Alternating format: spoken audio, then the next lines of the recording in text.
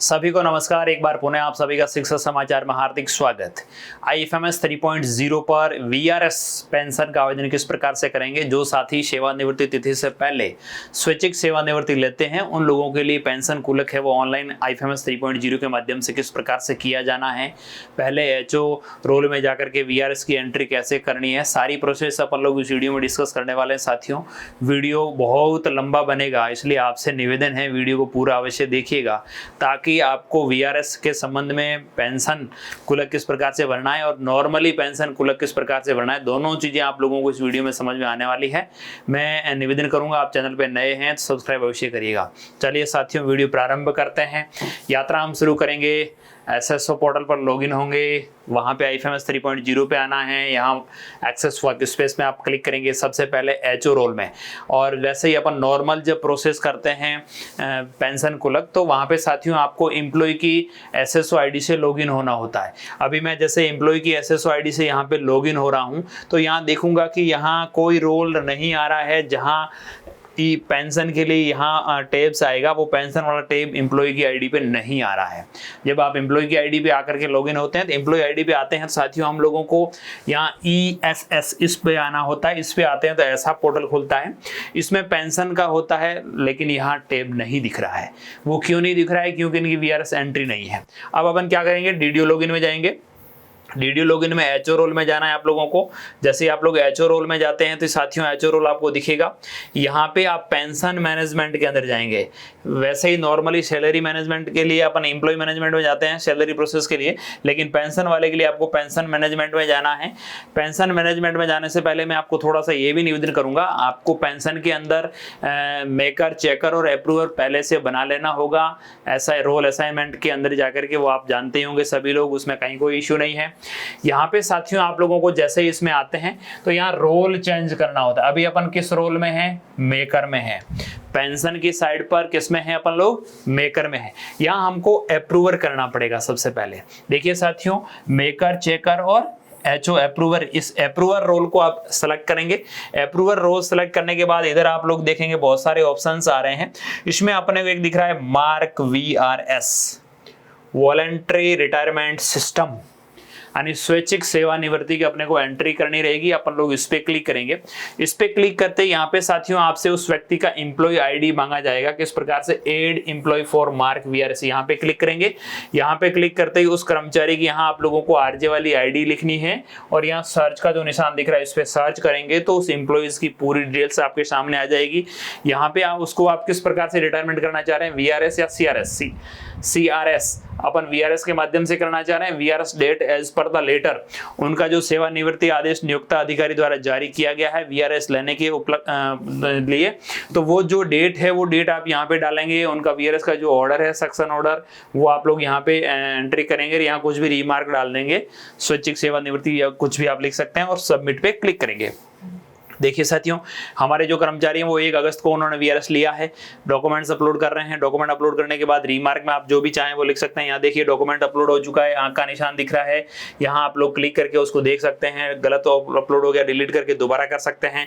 Remark के अंदर आप कुछ भी चाहें तो सेक्शन VRS करके सबमिट कर दिया। सबमिट करते ही आपसे ये are you sure want to submit, okay करिएगा। ओके करते ही साथियों your request submitted successfully, your mark VRS pension इतना ओके कर दीजिएगा। ओके करने के बाद अब क्या होगा, ये उनकी VRS सेक्शन की यहाँ आप लोग क्लिक करेंगे तो उनका सेक्शन का ऑर्डर निकल जाएगा। जो अपन अपलोड किया वो ऑर्डर आपको यहाँ से देख सकते हैं। ये करने के बाद अपन वापस एम्प्लॉय लॉगिन में जाएंगे। कहाँ पे जाएंगे साथियों? VRS की एंट्री HO लेवल पर हो गई अप्रूवर रोल में। उसके बाद हम लोग वापस कहाँ जा रहे हैं? कर्मचारी के SSO ID से लॉगिन करके IFMS 3.0 पे आए। यहाँ पे आप लोगों को एक्सेस एम्प्लॉय सर्विस ESS इस पे क्लिक करना है। इस पे क्लिक करते ही साथियों आप लोग यहाँ पे पहुंचेंगे। अब यहाँ पे देखेंगे पेंशन ESS का ऑप्शन आ चुका है। पहले शुरुआत के अंदर मैंने आपको दिखाया था यहाँ पे पेंशन ESS का ऑप्शन नहीं आ रहा था, अब पेंशन ESS का ऑप्शन आ चुका। अब पेंशन ईएसएस पे क्लिक करेंगे। पेंशन ईएसएस पे क्लिक करते साथियों यहाँ पे कुछ डिटेल्स दिखेगी, यानी उनकी डेट ऑफ बर्थ, उनकी रिटायरमेंट डेट साथियों यहाँ पे वो आएगी जो उन्होंने वीआरएस ऑर्डर जो जारी हुआ उसमें जो डेट है वो डेट आपको यहाँ पे दिखेगी। उनका कैटेगरी, उनका पद, उनका सब कुछ, डेट ऑफ ज्वाइनिंग दिखेगा। यहाँ इस चीज में आपको सबसे ज्यादा चीज देखने की जरूरत है ये बेसिक पे, यानी जिस दिन ये रिटायरमेंट हुए उस दिन उनका बेसिक पे कितना था, उनका लेखाकर्मी प्रमाण पत्र जारी हुआ, उनकी अपन ने एलपीसी जारी की, उन सभी में अपने बेसिक है वो ठीक है या नहीं है। यदि इन किसी भी डिटेल्स में आपको जो डिटेल्स दिखेगी शुरुआत के अंदर, उस डिटेल में कहीं पर भी आपको करेक्शनेबल लग रहा हो कि ये ठीक नहीं है, तो आप लोग सबसे पहले वापस एचओ रोल में जाइएगा। वहां पर एम्प्लॉय मॉडिफिकेशन ऑप्शन जो रहता है उसमें उसकी पर्सनल डिटेल में मिस्टेक है तो पर्सनल डिटेल मॉडिफाई करिए, सर्विस डिटेल में मिस्टेक है तो सर्विस डिटेल को मॉडिफाई करिए। यदि उनकी पे एंटाइटलमेंट में मिस्टेक है तो उसका पे एंटाइटलमेंट अपडेट कर दीजिए। उसके बाद हम लोग यहाँ कंटिन्यूअस पे क्लिक करेंगे। जैसे ही कंटिन्यूअस पे क्लिक करेंगे तो यहाँ पे साथियों उनका एम्प्लॉय कोड यानी आरजे की आईडी दिखेगी, उनका जन आधार नंबर दिखेगा, उनका मेंबर आईडी दिखेगा, उनका नाम, उनका जेंडर, उनका डेट ऑफ बर्थ, उनका फादर नेम।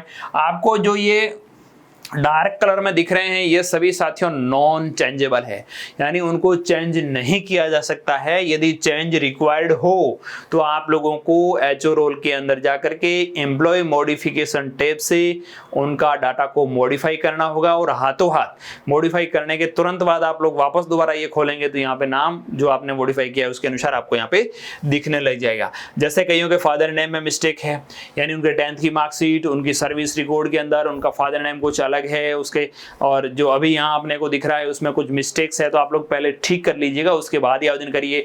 कर्मचारी का नाम ठीक होना चाहिए, उनका जेंडर ठीक से होना चाहिए, उनकी मैरिटल स्टेटस है वो भी ठीक से होनी चाहिए। देखिए साथ ही यहाँ पे मैरिड अनमैरिड कईयों के यहाँ खाली भी आ जाता है, तो आप लोग इसको एम्प्लॉय मॉडिफिकेशन में जाकर ठीक कर लीजिए।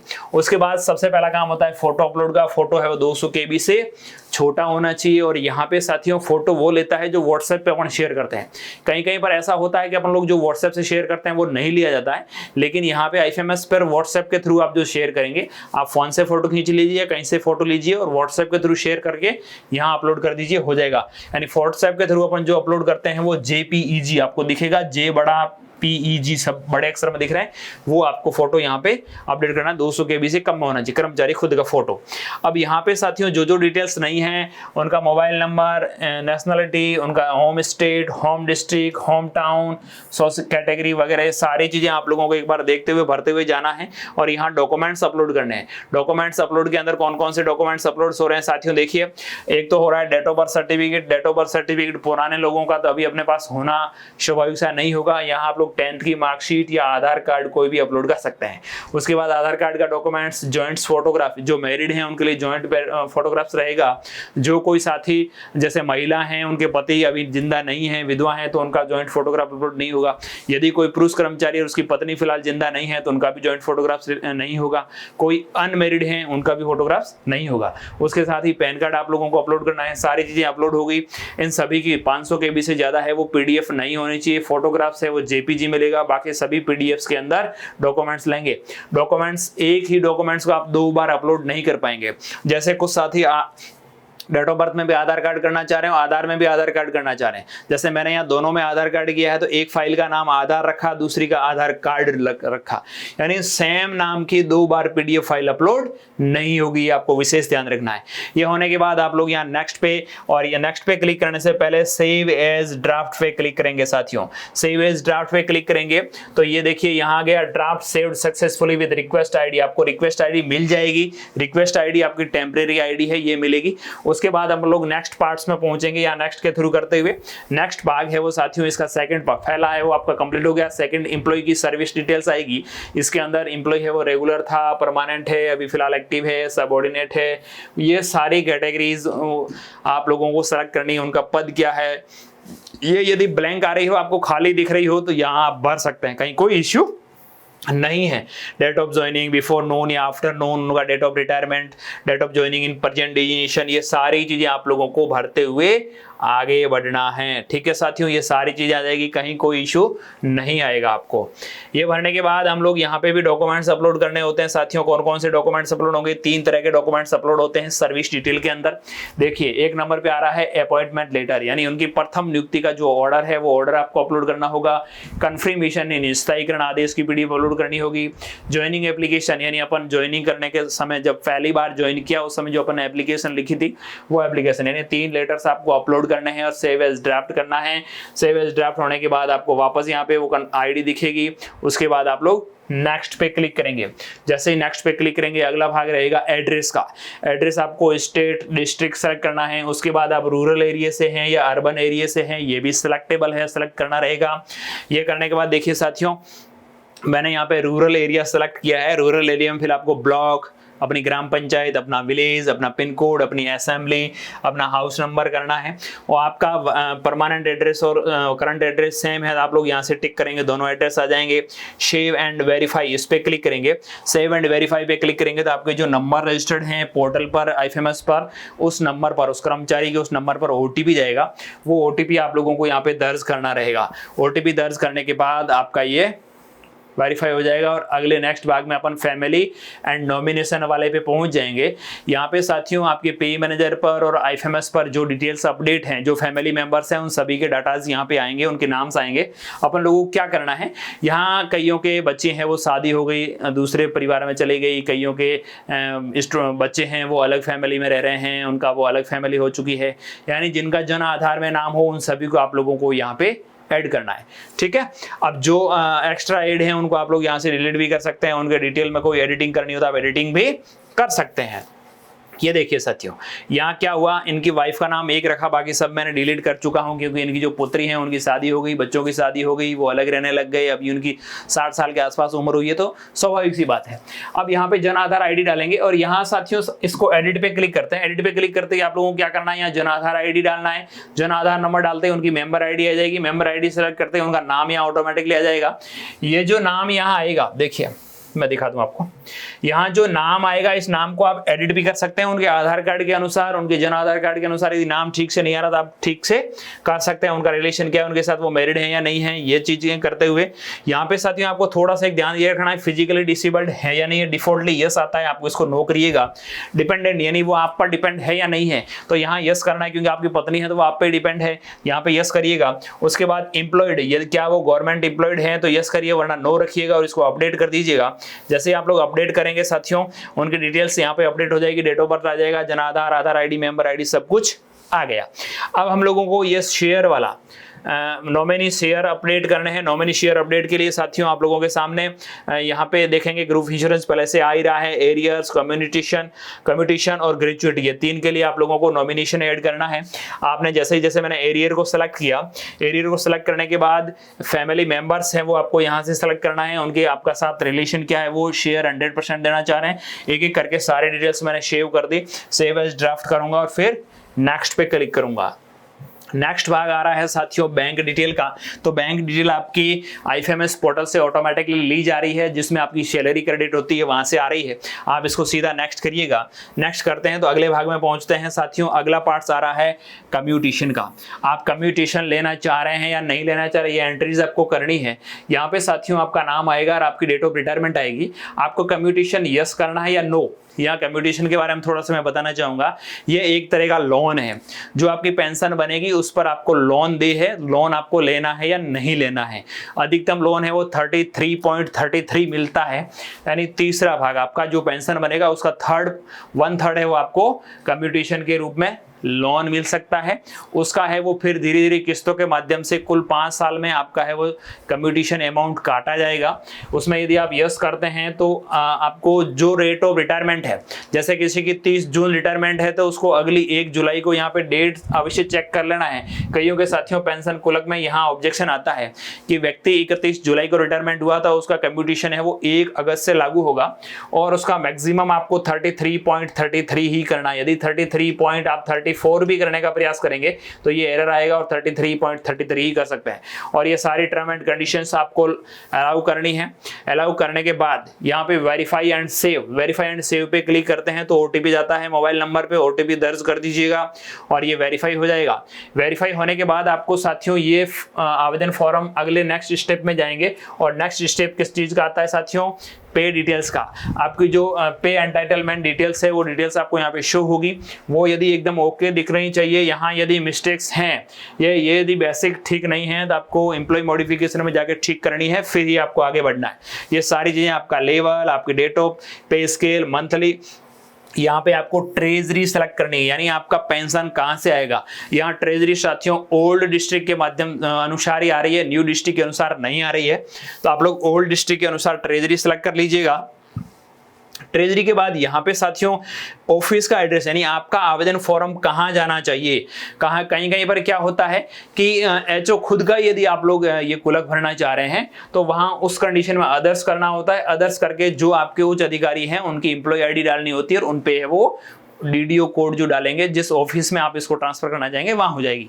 आप अपने वर्तमान एम्प्लॉय ऑफिस के अंदर ट्रांसफर करना चाह रहे हैं, जहां डीडीओ स्कूल का नाम क्या है, ऑफिस के कोड क्या है और वहां एचओ कौन है यानी डीडीओ कौन है, उनका नाम आपको यहाँ शो होगा। यदि ये ठीक नहीं शो हो रहे हैं तो आप लोग इसको ठीक करवाइएगा आप ट्रेजरी से संपर्क करके।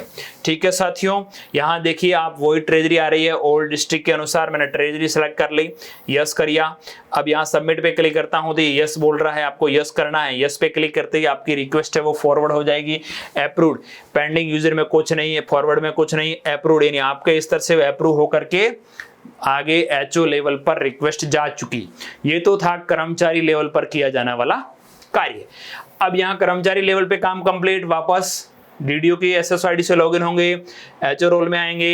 एचओ रोल के अंदर पेंशन मैनेजमेंट में आने के बाद साथियों यहाँ पे आप लोगों को एक चीज देखनी है, क्या इसको स्क्रॉल अप करेंगे साथियों। यहाँ पे आप लोगों को कमिंग सून यहाँ जो दिख रहा है, यहाँ अपकमिंग्स पेंशनर्स दिखेगा ऑप्शन, वहां पे आप लोग क्लिक करेंगे। अपकमिंग पेंशनर्स पे क्लिक करते ही आप लोगों को यहाँ ऑप्शन दिख जाएगा। एक तो यहाँ आप लोग अवश्य ध्यान रखिएगा, सबसे पहले आपके पास यहाँ लेवल है वो मेकर होना चाहिए। शुरुआत अपन कर रहे हैं तो यहाँ से रोल्स आप चेंज कर सकते हैं, मेकर रोल रखिएगा। यहाँ साथियों इसको आप नीचे थोड़ा सा स्क्रॉल डाउन करेंगे, राइज रिक्वेस्ट के नीचे यहाँ पे आप लोगों को 2-3 तरह के ऑप्शन दिखेंगे, रिवाइज पेंशन, अपकमिंग पेंशनर्स। तो अपकमिंग पेंशनर्स पे आप लोग क्लिक करेंगे।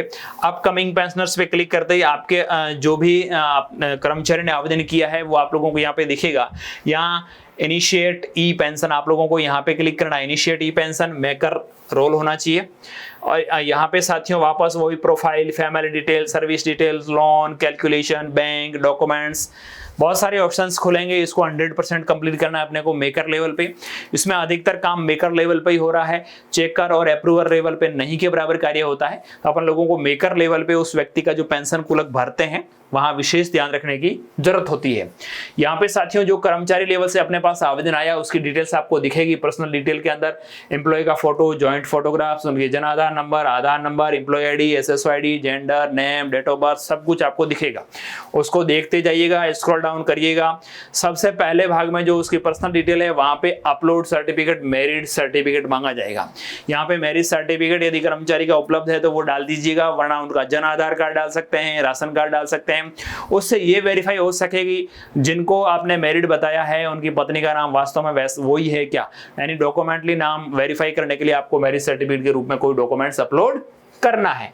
ये करने के बाद आप लोग यहाँ पे नेक्स्ट पे क्लिक करेंगे।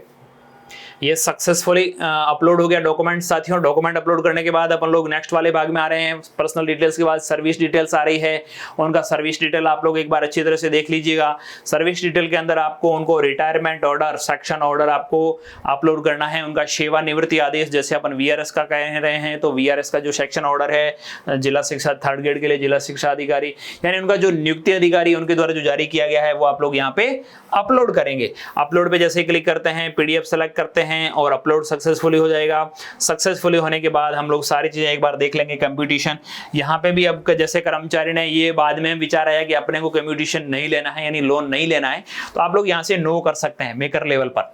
मेकर कर्मचारी लेवल से उसने यस कर दिया, फिर आपको एचओ को बोला कि सर मेरे तो नहीं लेना, या कर्मचारी लेवल पर उसने नो कर दिया था, अभी वो चाह रहे हैं कि मैं इसको यस करूं ले लूं, तो आप लोग वापस यहां से यस या नो कर सकते हैं। मेकर लेवल पे इसको चेंजेबल है, चेंज कर सकते हैं।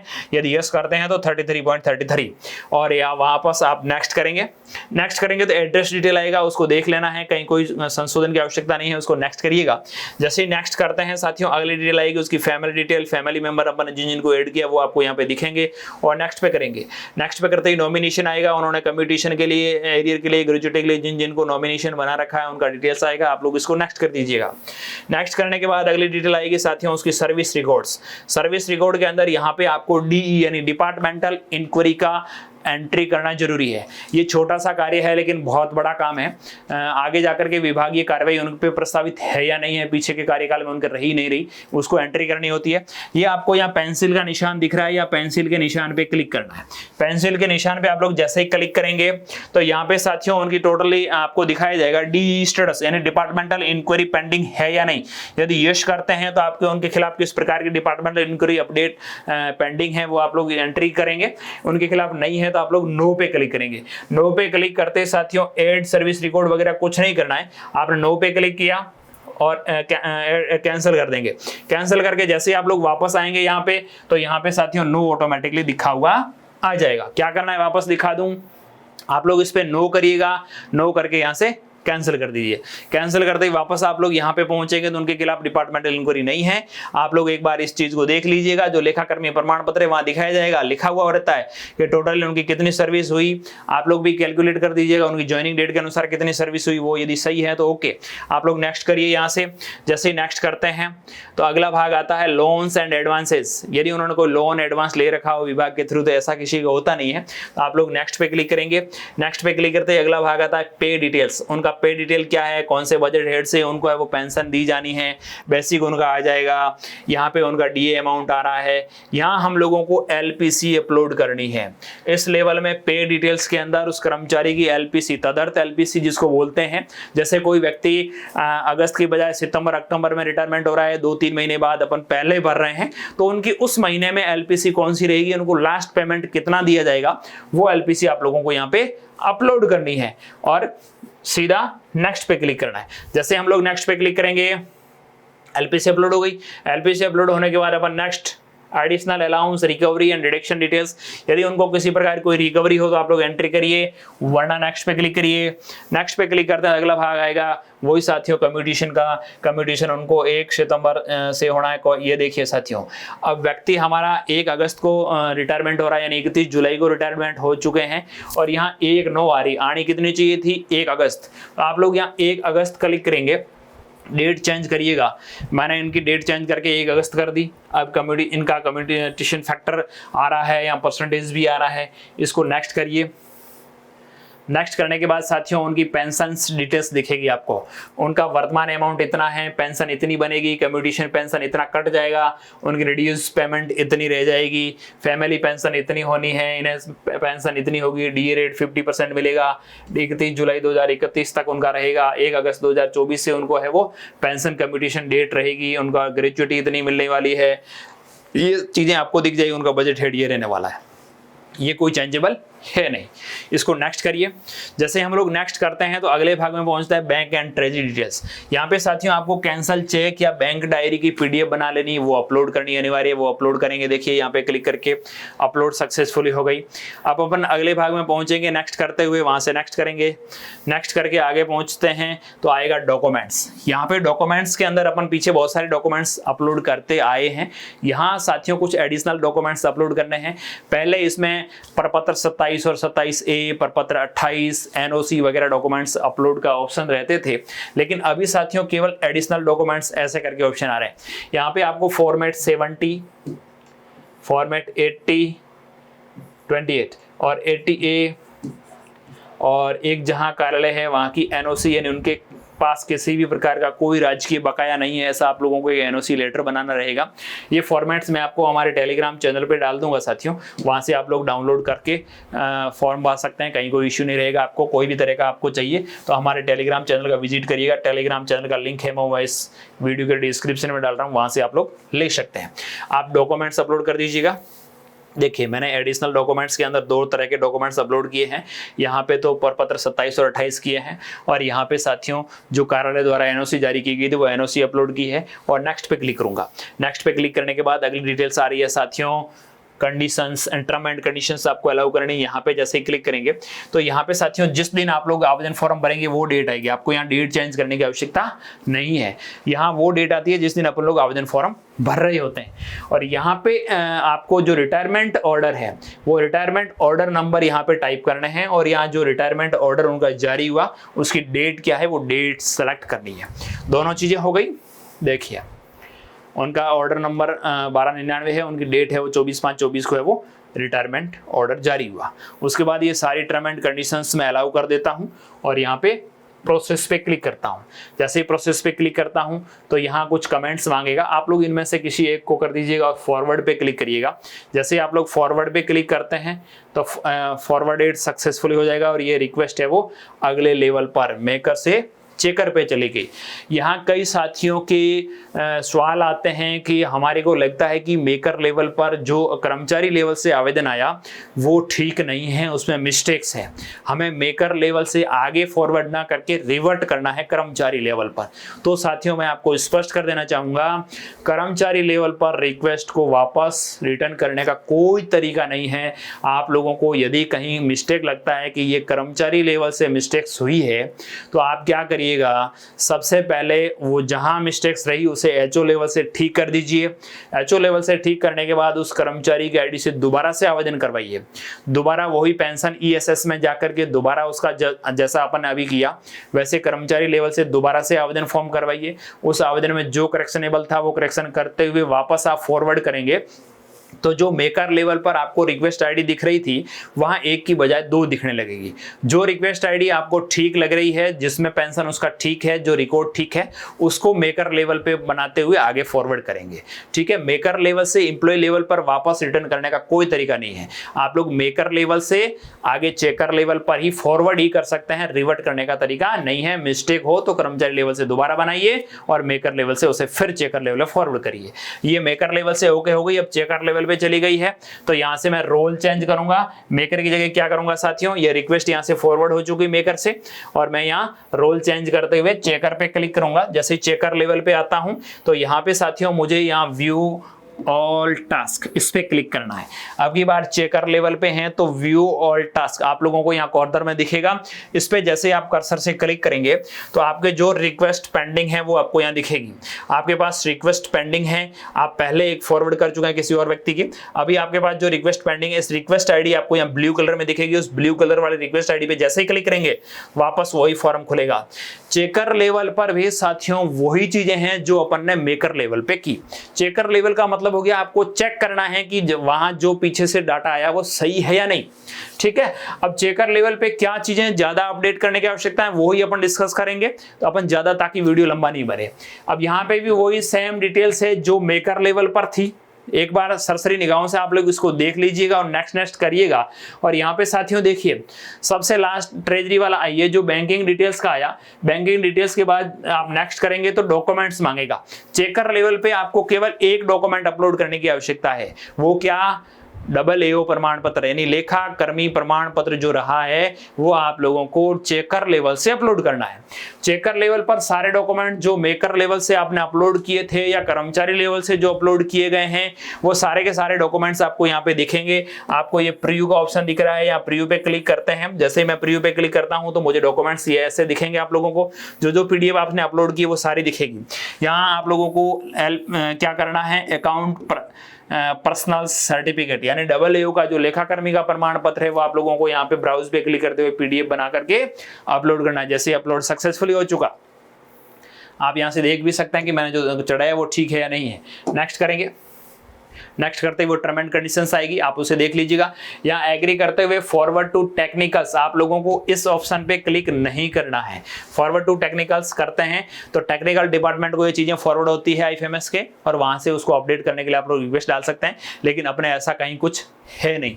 तो हम लोग क्या करेंगे, यहाँ से नेक्स्ट पे क्लिक करेंगे। जैसे आप लोग नेक्स्ट पे क्लिक करते हैं, आपसे कुछ यहाँ रिमार्क मांगा जाएगा, आप ओके लिख सकते हैं, फॉरवर्ड फॉर अप्रूव या फॉरवर्ड फॉर नेक्स्ट लेवल कुछ भी लिखें, यहाँ से आप रिवर्ट कर सकते हैं। चेकर लेवल से यदि आपको लग रहा हो कि मेकर लेवल से कुछ डॉक्यूमेंट्स अपलोड होने बाकी रह गए या कुछ चीज ठीक नहीं हुई, तो आप लोग यहाँ से रिवर्ट कर सकते हैं मेकर लेवल पे, लेकिन आप लोगों को ठीक लगता है तो फॉरवर्ड करेंगे। यहाँ पे अप्रूव का कोई ऑप्शन नहीं है, चेकर लेवल पर फॉरवर्ड का ऑप्शन है, आप लोग फॉरवर्ड करिएगा। जैसे ही फॉरवर्ड करते हैं, फॉरवर्ड सक्सेसफुली, और अब ये वो अप्रूवर लेवल पर जा चुकी, यहां से फॉरवर्डेड में आपको दिखने लग गई। अब हम लोगों को वापस रोल चेंज करना है। रोल में साथियों एचओ रोल में आएंगे, अप्रूवर में आकर के वापस वही साथियों आपको व्यू ऑल टास्क में यहाँ पे क्लिक करना है। जैसे व्यू ऑल टास्क में क्लिक करेंगे, आपके पास जो पेंडिंग है आईडी वो आ जाएगी, यहाँ ब्लू कलर में आईडी दिखेगी, उस पर क्लिक करेंगे। यहाँ पे क्लिक करते ही वापस वही फॉर्म खुलेगा जो मेकर और चेकर लेवल पे खुला। यहाँ आप लोग नेक्स्ट करते हुए आगे बढ़ेंगे और चेक करते रहेंगे, कहीं कोई मिस्टेक हो तो वापस करेंगे अपन, नहीं तो इसको चेक करते हुए आगे बढ़ाते जाएंगे। जैसे हम लोग आगे बढ़ते हैं तो सबसे लास्ट स्टेप इसका देखिए, ये सारे स्टेप्स कंप्लीट हो चुके हैं। यहाँ पीडीएफ्स आएगी, आप लोग एक बार पीडीएफ्स को वापस पुनः देख लें, कहीं कोई उल्टी सीधी पीडीएफ तो अपलोड नहीं हो गई। ये आने के बाद अपन सबसे लास्ट जो इसका भाग है वहाँ टर्म एंड कंडीशंस दिखेगा, यहाँ आप लोग इसको एग्री कर दीजिएगा, इसको मत करिएगा, और यहाँ से pension set preview, pension set जो आपको प्रीव्यू देखना है वहां यहाँ पे क्लिक करेंगे तो पेंशन सेट का प्रीव्यू दिखेगा। देखिए टर्म एंड कंडीशंस को अलाउ किया, पेंशन सेट प्रीव्यू करेंगे तो ये पीडीएफ्स आपको दिख रहे होंगे, 8-10 पेज हैं, वो इसकी पीडीएफ बनेगी। एक पेंशन सेट जो आपने भरा उसको अच्छी तरह से चेक कर लीजिएगा, कहीं कोई मिस्टेक्स नहीं हो तो आप लोग क्या करिए, इसे काट दीजिएगा वहां से। यहाँ से काटते हुए वापस आप इस जो आपका एक टैब बढ़ गया था उस पीछे वाले टैब में आएंगे। यहाँ पीछे वाले टैब में आकर के आप लोग देखेंगे वही टर्म एंड कंडीशंस, यहाँ से करते हुए आप लोग नेक्स्ट पे क्लिक करेंगे। जैसे ही नेक्स्ट पे क्लिक करते हैं तो यहाँ आपसे कुछ कमेंट्स मांगा जाएगा, ओके लिख सकते हैं, forward for approval, forward for next level. यहाँ से आपको मिस्टेक लग रही हो तो रिवर्ट भी कर सकते हैं, यदि आपको ठीक लग रहा हो तो इसको आगे फॉरवर्ड करेंगे। उससे पहले आपको ई साइन करना होगा आधार बेस्ड ओटीपी के माध्यम से डीडीओ लेवल पर, ठीक है। आप पेंशन सेट पे क्लिक करते हैं यहाँ पे तो यहाँ आपको रिडायरेक्ट किया जाएगा एनएसडीएल की साइड पे। यहाँ आप लोगों को डिजिटली साइन करना है। यहाँ आपको अपने एचओ ऑब्लिक डीडीओ यानी आपके जो नियंत्रण अधिकारी हैं उनके आधार नंबर डालने हैं। यहाँ आप लोग आधार नंबर डालेंगे। मैंने आधार नंबर डाले, इस टर्म एंड कंडीशन को अलाउ किया और यहाँ पे रिक्वेस्ट टू ओटीपी पे क्लिक किया। रिक्वेस्ट टू ओटीपी पे क्लिक करते ही ओटीपी आएगा, उसको दर्ज करिएगा, सबमिट करिएगा। सबमिट करते ही साथियों सक्सेसफुली हो जाएगा और यहाँ ई साइन सक्सेसफुली डन लिखा हुआ आएगा। आप ओके करने से पहले प्रीव्यू पर अवश्य क्लिक करें। यदि आप एक बार ओके पे क्लिक कर देंगे तो आपने जो ई साइन हो रखा पेंशन कुलक है वो दोबारा से डाउनलोड जब तक नहीं होगा तब तक कि आपका पीपीओ जारी नहीं हो जाए। यदि आप ई साइन जो डिजिटल साइन होते हैं एचओ महोदय के, वो आपको यदि पेंशन कुलक चाहिए, आपने अभी प्रीव्यू देखा था, उस प्रीव्यू के नीचे डीडीओ के डिजिटल साइन चाहिए तो आप लोगों को यहाँ प्रीव्यू पे क्लिक करना होगा। ओके पे क्लिक करने से पहले आप एक बार ओके पे क्लिक कर देंगे फिर प्रीव्यू नहीं मिलेगा। ओके प्रीव्यू पे देख लिया, ये प्रीव्यू डाउनलोड कर लिया अपन ने, उनके सारी डिटेल्स आ गई, ये डिजिटली साइन आ गए हमारे डीडीओ साहब के। ओके अब हम लोग क्या करते हैं, 2-4 दिन बाद वापस उस चीज को देखना होता है कि क्या स्टेटस है, सबमिट हो चुका, आगे पेंशन विभाग को चला गया। अब हम लोगों को 2-4 दिन बाद उसकी स्टेटस चेक करनी है कि वास्तव में वो कहाँ पर पेंडिंग है। तो हम लोग जैसे ही उस पेंशन मैनेजमेंट में लॉगिन होते हैं, जहां पहले हुए थे, मेकर लेवल हो, चेकर लेवल हो, अप्रूवर लेवल हो, किसी लेवल पर आप इसको देख सकते हैं। यहाँ पे साथियों चेक एप्लीकेशन स्टेटस का आपको ऑप्शन दिखेगा होम पेज पे। जैसे हम लोग लॉगिन होते हैं यहाँ होम पेज पे दिखेगा, आप लोग होम पेज पे देखेंगे। यहाँ आपको एम्प्लॉय आईडी डालनी है, जिस व्यक्ति का हम लोगों ने डीडीओ ने जो आपका पेंशन फॉर्मेट आपने फॉरवर्ड किया है, कुलक फॉरवर्ड किया है, उसका एम्प्लॉय आईडी यहाँ पे डालिए। फाइंड स्टेटस पे क्लिक करिए। स्टेटस पे क्लिक करते ही उस कर्मचारी का डाटा सब कुछ आ जाएगा। आपने कब एचओडी लेवल से कब हुआ, अब जोनल पेंशन ऑफिसर के पास लास्ट है वो इतनी तारीख को पेंडिंग है। इसको जैसे आप नीचे खिसकाएंगे तो आपको दिखेगा करंटली लेवल एसएसओ, करंट है वो किस एसएसओ पर, पेंडिंग एट ऑडिटर, ऑडिटर के पास पेंडिंग है। यदि कोई ऑब्जेक्शन लगता है तो आप लोग इस ब्लू वाली लाइन पे क्लिक करते हैं तो आपको ऑब्जेक्शन दिख जाएगा। उस ऑब्जेक्शन को क्लियर करने के लिए आपको तरीका मैं बता चुका हूं। आप वापस इसको रिवर्ट करेंगे एचओ लेवल से।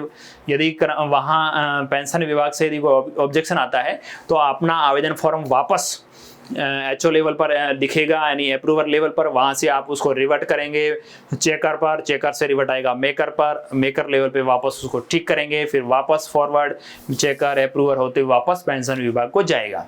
ठीक है साथियों, एक बार पुनः आप सभी का बहुत बहुत धन्यवाद।